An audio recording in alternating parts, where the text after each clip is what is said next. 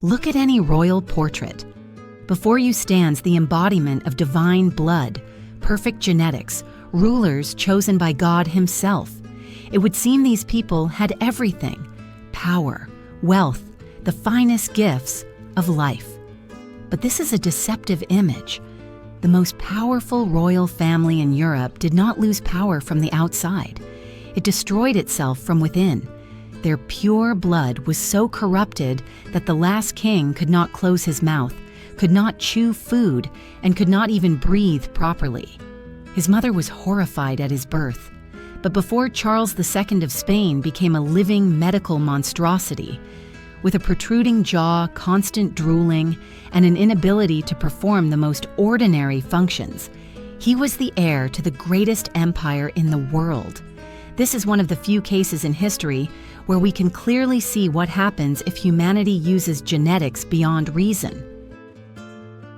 Modern scientists' analyses of his DNA revealed something incredible.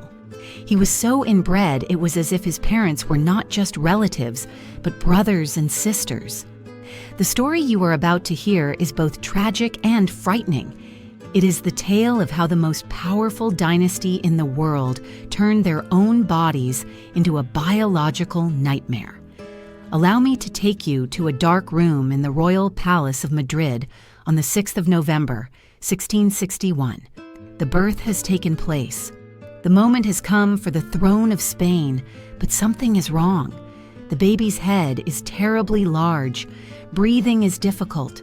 The history books remain silent about the fact that Queen Mariana herself, the child's mother, shuddered at the sight of her son and refused to breastfeed him. This was not maternal cruelty, but instinctive horror, shock at the external manifestations of a congenital disease. It must be understood that Mariana was not only the mother, she was simultaneously the child's first cousin and aunt. Why? Because Philip IV, the baby's father, had married his own niece. If you try to imagine their genealogy, forget about a tree. It was a continuous circle. To understand how it came to this moment, when a child is born with such profound genetic problems, one must go much further back. To the beginning, when the Habsburg dynasty first discovered the terrible magic of holding power within the family, literally through incest. The Habsburgs even had a saying, "Let others wage war, but you, happy Austria, marry." It sounds romantic, but it meant one thing: marry within the family to strengthen power. For almost 200 years, the Spanish branch of the Habsburgs arranged marriages between cousins, uncles, and nieces, and sometimes even between double first cousins. They believed this preserved the purity of blood. Modern scientists call this genetic suicide. Attention to a staggering figure. More than 80% of Spanish Habsburg marriages were between close relatives, not just distant cousins you might meet at a family gathering, but those who shared grandparents and sometimes even parents. By the time Charles II was born, all 8 of his great-grandparents descended from one couple, Philip I and Joanna of Castile. Without exception, modern genetic calculations determine Charles's inbreeding coefficient, the measure of the proportion of identical genes from common ancestors, to be 0.000415. For comparison, children from a brother-sister marriage have a coefficient of about 0.25. In other words, Charles II was genetically closer to a child from a brother-sister union than anyone else. But dry numbers cannot convey the full depth of the tragedy. Imagine the life of a child whose body is subject to the most severe mutations and defects due to such a degree of inbreeding. This is a child whose body suffers from numerous illnesses, who cannot perform even the simplest actions, breathing, eating, speaking, and whose existence becomes a symbol of the fatal error of a dynasty that embarked on a dangerous game with genes for the sake of power and preserving an empire. If you appreciate calm stories about history, please subscribe to the channel. It's free and helps me continue. Imagine a living child who from the very first days of life faced unimaginable difficulties. Infant Charles could not suckle properly. His mouth already showed signs of deformation. The cranial bones did not fuse properly, causing the boy's head to be deformed and swollen. Palace doctors noted a weak sucking reflex and serious feeding problems.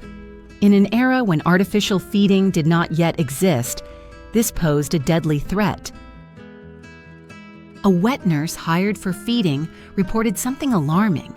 The child hardly cried, not because he was calm, but rather due to weakness and almost complete lack of energy. He lay motionless, pale, with a huge head tilted to the side, and his breathing was shallow and wheezy. The best Spanish physicians, despite all efforts, were at a loss. They had never encountered such a severe physical condition in an infant. Months passed, then years, and the true scale of Charles's illness began to manifest with astonishing clarity. Here the story becomes especially heavy. At 4 years old, the boy still could not walk, not because he did not want to, but because he could not. His legs were thin, bowed from rickets, so weak they could not support even a small amount of body weight. Instead of walking independently, the future king of Spain was carried everywhere in specially constructed chairs, as if he were an infant, although he was already a 4-year-old child. And that was not all. At 4 years old, Charles could not utter a single word. His tongue was greatly enlarged and filled his entire mouth, and the famous Habsburg jaw was already noticeably protruding. When he finally spoke for the first time after his 4th birthday, his speech was unclear, indistinct, and wet. Court chronicles tactfully noted that the monarch's speech required interpretation.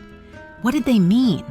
Charles's tongue was so enlarged that it constantly stuck out of his mouth, and his lower jaw protruded so much that his lips could not close. This turned every attempt to speak into a stream of saliva that ran down the boy's chin. Courtiers constantly carried silk handkerchiefs to wipe the drooling of the little future king with the famous Habsburg jaw. If you have never seen this feature, imagine an ordinary human skull with the lower jaw pushed forward several centimeters. Meanwhile, the upper jaw does not grow evenly, so the mouth never fully closes, the teeth do not meet, and the tongue has nowhere to rest properly. In portraits, artists tried to soften the effect by depicting Charles with his mouth slightly open, as if he had been caught mid-speech. In reality, his mouth was always open for physiological reasons. Foreign ambassadors, seeing the young prince for the first time, were often shocked and could not hide their dismay. One French diplomat described it in his private letters as follows: "The prince's appearance is impossible to convey in words. His jaw protrudes so much that it creates the impression of 2 faces arranged one in front of the other.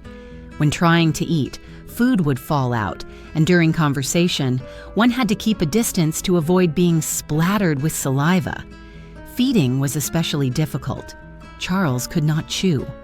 Imagine, all his life he was forced to swallow food whole, like a pelican. The teeth of his upper and lower jaws were so widely spaced that they never touched. Feeding at the palace became an art. Food was cut into the tiniest pieces, vegetables were pureed, and bread was soaked in wine until it dissolved." The English ambassador, Alexander Stanhope, left one of the most vivid and lively descriptions of this tragic condition, which became a symbol of the physical vulnerability and suffering of the future monarch. From the very first days of life, fate struck Charles II's fragile body and soul with relentless cruelty. Alexander Stanhope left one of the most picturesque and at the same time sorrowful descriptions of this monarch. His Majesty, the Catholic king, swallowed food whole because his jaw was so deformed that the teeth of the 2 rows did not meet at all. To compensate for this physical defect, he had an unusually large stomach, allowing him to swallow a whole lamb in 2 meals. But physical deformities were only the beginning of numerous misfortunes. As he grew older, or rather due to insufficient normal development, a series of illnesses and sufferings unfolded before Charles. At 6 years old, he was nearly killed by measles, followed by chickenpox, which left scars on his skin, then typhus, and later smallpox. Each of these infections, passing through the royal court, found in Charles's body a vulnerable organism with a weakened immune system, leading to severe complications. The smallpox was especially cruel when Charles was 9 years old. He fought for nearly a month between life and death, and his already distorted face turned into a battlefield covered with ulcers and sores. After recovery, these terrible scars only added to the list of the young monarch's external defects. However, the illness left not only marks on his face.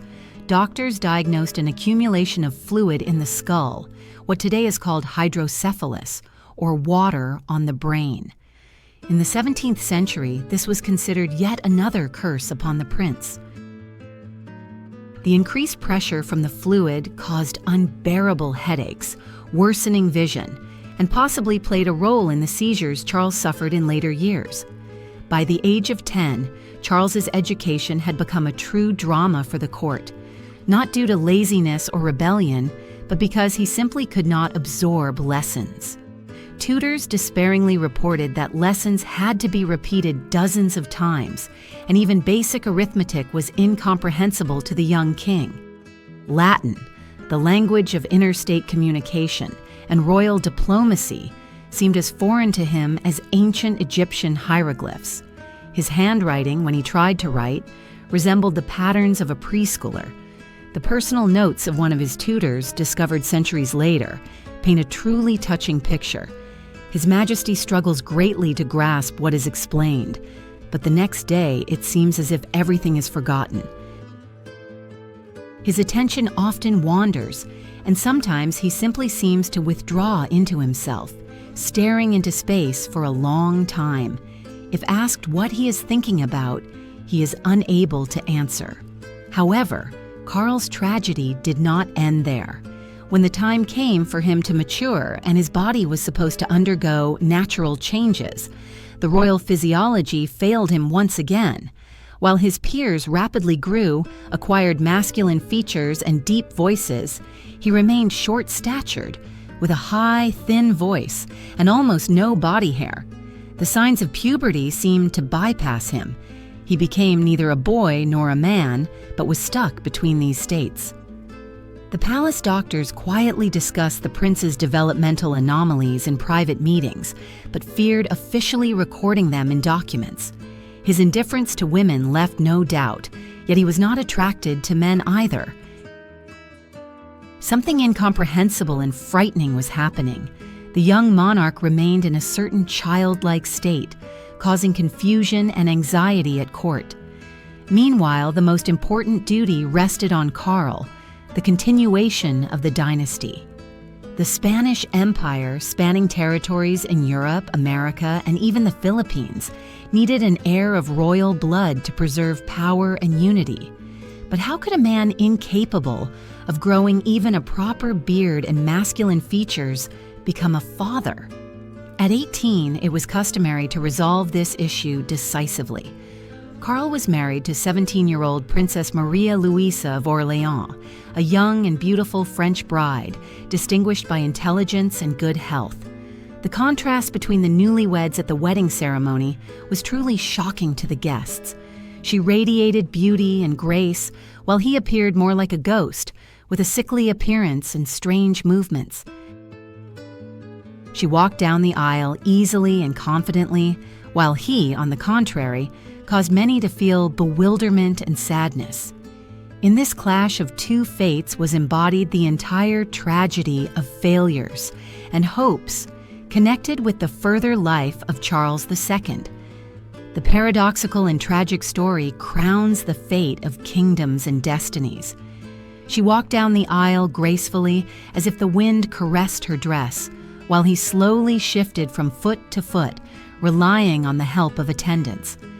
At the moment of the kiss, observers noted that Maria Luisa visibly gathered her strength before leaning in. The first night of marriage was a catastrophe, not the kind later told with a smile, but the kind that determines the future of empires. It became clear that Charles was utterly incapable of continuing family life according to the usual laws of natural order, not out of unwillingness, but due to physical incapacity. His body did not function as a male body should. Maria Luisa, raised in the refined French court, tried various ways to fix the situation. She was patient, kind, and according to rumors, even attempted to teach her husband the elements of conjugal relations. However, no efforts bore fruit, and years passed without pregnancy. The queen was forced to undergo humiliating medical examinations to determine if the problem lay with her, but doctors confirmed her fertility. Everyone understood, but no one voiced aloud that the true cause was the king. The pressure was unbearable. Both the king and the queen were subjected to increasingly desperate infertility treatments. She was forced to drink disgusting mixtures made from herbs and animal organs, while he took potions containing crushed pearls and bull's blood.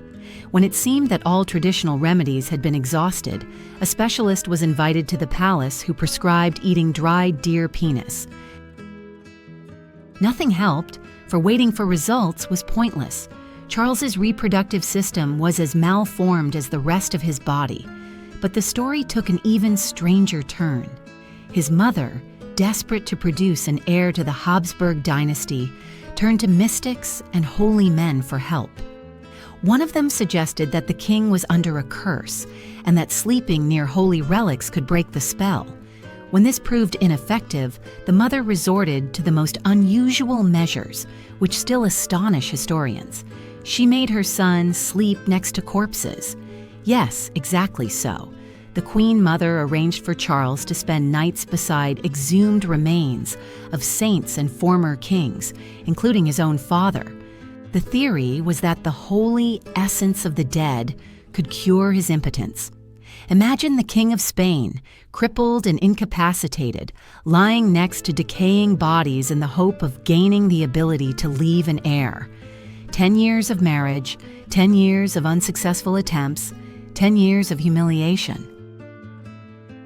Then Maria Luisa suddenly died at the age of 26.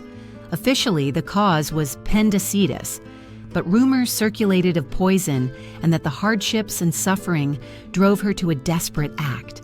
The exact cause remained a secret, but it is known that Charles was genuinely saddened. Despite everything, he loved his wife, perhaps the only person who showed him true kindness. Soon the pressure forced the king to seek another wife. Maria Anna of Neuburg was chosen, a German princess from a famously fertile family whose parents had 17 children. It was hoped that such strong heredity could overcome even Charles's problems. However, they were mistaken. Maria Anna never became pregnant. By that time, the king's health had significantly deteriorated. At court, it was whispered that he looked like an old man, though he had barely reached 30. His hair fell out in clumps. His teeth, if they could still be seen behind his protruding jaw, were rotting and falling out. He barely moved and often fell. At 30, he began having seizures, sudden falls with convulsions and drooling. After such episodes, he often did not recognize those around him. This story is not just the tragedy of a man, but one of those shadowy episodes in history where human destinies intertwine with the fate of entire states. The king's recovery was a tormenting ordeal. He often did not recognize those nearby, as if the world around him lost all meaning. His tales of ghosts, voices, and invisible touches terrified even the most devoted courtiers. While the monarch, nicknamed the Cursed, suffered not only from physical ailments but also from mental torment, the fears of the nobility and common people multiplied. In early 17th century Spain, such conditions were seen as the work of evil spirits or curses. And so the Inquisition, the most brutal and powerful ecclesiastical courts of the time, intervened in the situation. In early 17th century Spain, such conditions were perceived as the result of evil spirits or curses, which led the Inquisition, the most brutal and powerful ecclesiastical courts of the time, to intervene. Exorcists were summoned. Purification rituals grew increasingly strange and exhausting, and even the king's confessor came under suspicion of witchcraft, causing a sensation among contemporaries. Yet all these measures proved powerless against the genetic nature of the disease. No magical or religious practice could heal the damage embedded in the very core of his body. Charles II himself, in moments of clarity, would fall to his knees and weep, trying to understand what sin he bore to deserve such a grievous fate. He wore amulets, kept holy relics, and meekly underwent ever more purification rites. But the illness only progressed. His body became a living reflection of ancient legends about kings doomed to suffer. By the age of 25, Charles looked like an old man. His skin hung from his bones, his face rapidly thinned, and the famous prognathism, a hereditary defect, appeared even more sinister against the backdrop of his overall emaciation. His bald head was covered with painful sores, his movements became increasingly difficult, and his speech was so confused that even his closest companions found it hard to understand. But the worst was yet to come. In the final years of his life, the king's mind grew ever more clouded. He could sit for hours as if in a trance, staring into emptiness, with drool dripping and soaking his clothes. Answers to questions were often absent, and when they came, they were incoherent ramblings about demons, angels, a lost wife, and children who would never be. The great king of one of the world's mightiest empires had become an empty shell. His death came in 1700, when he was only 38 years old, the age at which modern people often consider the beginning of maturity. But for Charles, it was the end. His body refused even special liquid food. He could not rise without assistance and spent his days half sitting in bed, gasping and suffering from unbearable headaches caused by internal swelling. On the 1st of November, after several days of agony, his heart stopped beating. Yet the most terrible secret was revealed after his death. The autopsy uncovered horrifying details that shocked even the experienced doctors who had observed the king for many years. His body contained not a drop of blood. This was not a poetic image, but the actual state of his vascular system, which had completely failed. The blood either clotted within the vessels or vanished entirely, and the heart, the strangest and most dreadful discovery, had shrunk to the size of a pea, was shriveled and black, almost unrecognizable, having lost the ability to pump blood properly. The lungs were corroded by sticky scars, a phenomenon comparable today to the severe consequences of chronic inflammations and infections, when tissues turn into porous stone, unable to perform their function. The intestines were described as rotten and gangrenous. Parts of his digestive organs had literally died during his lifetime, explaining the excruciating pain that tormented the king in his final years. These harrowing details of the autopsy became a truly dreadful testament to the tragedy and profound affliction faced by one of the most famous monarchs of Europe at that time. How could a man live with such a ravaged body? Parts of Charles's digestive system literally died during his lifetime, explaining the unbearable pain of his final years. But the most striking detail, confirming what everyone suspected but feared to say aloud, was different. Charles had only one testicle, and it was black as coal. This single, nearly atrophied remnant should have been part of a healthy reproductive system, yet he had no chance of offspring.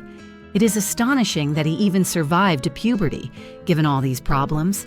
His brain, housed in a disproportionately large head filled with fluid, was almost entirely replaced by fluid, a condition called hydrocephalus.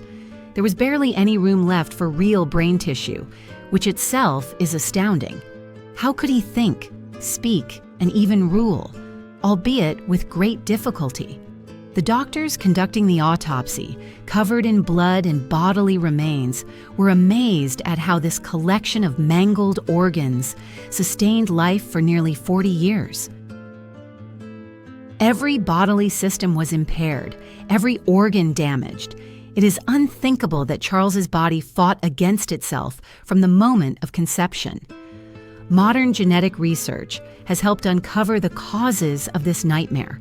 The inbreeding coefficient, that is, the level of blood relation in his genes, was 25.4%, meaning a quarter of his genome consisted of identical copies of the same genes.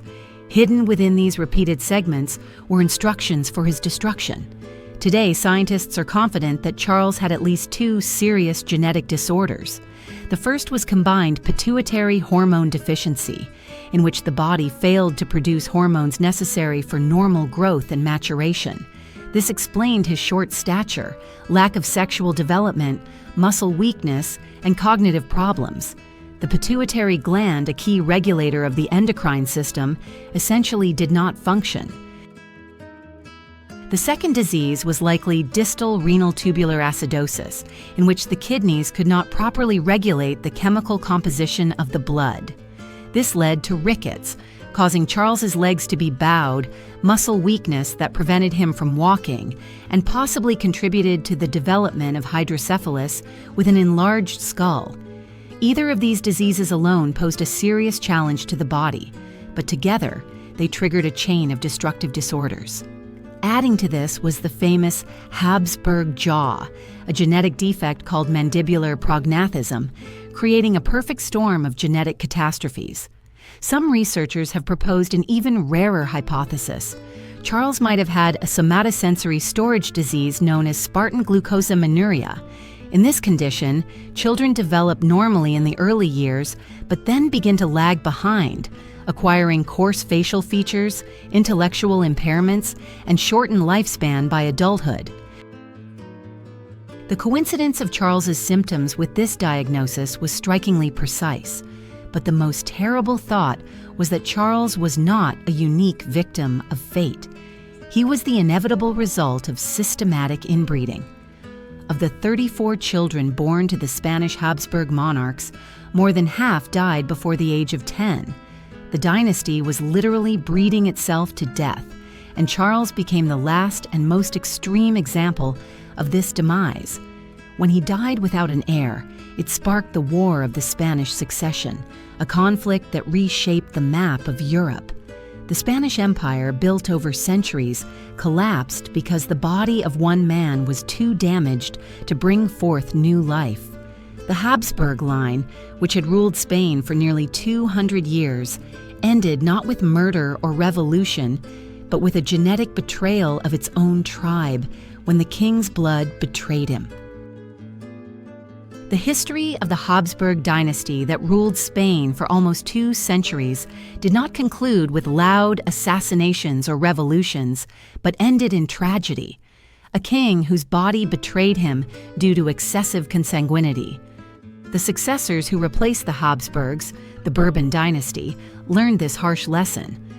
Although marriages remained an important political tool for strengthening alliances and influence in Europe, the terrible consequences of close kinship, which led to the birth of Charles II, were never repeated. The sinister Habsburg jaw, the horror revealed during the king's autopsy, and the tragedy of a ruler unable even to chew his own food, all these became cautionary tales whispered in royal courts. Charles II entered medical textbooks as the most vivid example of genetic decay. Students studying the basics of genetics see his portrait and learn about the peculiarities of the inbreeding coefficient, and his deformity became a symbol of the dangers of narrow genetic pools. In this paradoxical sense, the king's suffering helped humanity better understand heredity and the importance of genetic diversity. However, behind the medical phenomenon and political consequences was a living man. Charles II lived with a body that bore constant suffering, humiliation, and a fate that prevented him from fulfilling the basic duties of a monarch. He was mocked, as if cursed, though the true curse came from his own lineage. In his last recorded manuscript, already unable to hold a pen, he expressed a desire to find peace and the death that eluded him in life. For a man who endured more than 40 years of mental and physical torment and sat on the throne like an ugly puppet king, death would likely have been a mercy. The portrait in question is now housed in the Prado Museum in Madrid. Visitors stop before it with undisguised astonishment, seeing the obvious distortions and deformities that even the court painter could not conceal. Behind this image now stands the truth. The jaw that could not close, the tongue that did not fit in the mouth, the body unable to function normally, and a genome turned against itself. Charles II of Spain was cursed neither by witches nor demons. He was cursed by his own lineage. This family tree was so tangled that it became a noose tightening around the neck for generations. His story is perhaps the most striking historical example of what genetic isolation leads to. The Habsburgs, trying to keep power in their own hands, actually destroyed their own blood. The next time you see a royal portrait, remember Charles II. Behind crowns, scepters, and the grandeur of rulers always lies biology, which sometimes has the final word. And sometimes that word is more terrifying than any fiction. And sometimes this word turns out to be more terrifying than any fiction. If this story has shaken you, imagine that by spreading knowledge about it. Much like royal dynasties, you too are passing on an important legacy. Remember that somewhere out there, in the shadows of history, the spirits of the Habsburgs sigh with relief, finding peace in the genetic diversity that today has become an immutable rule in understanding human life and its preservation.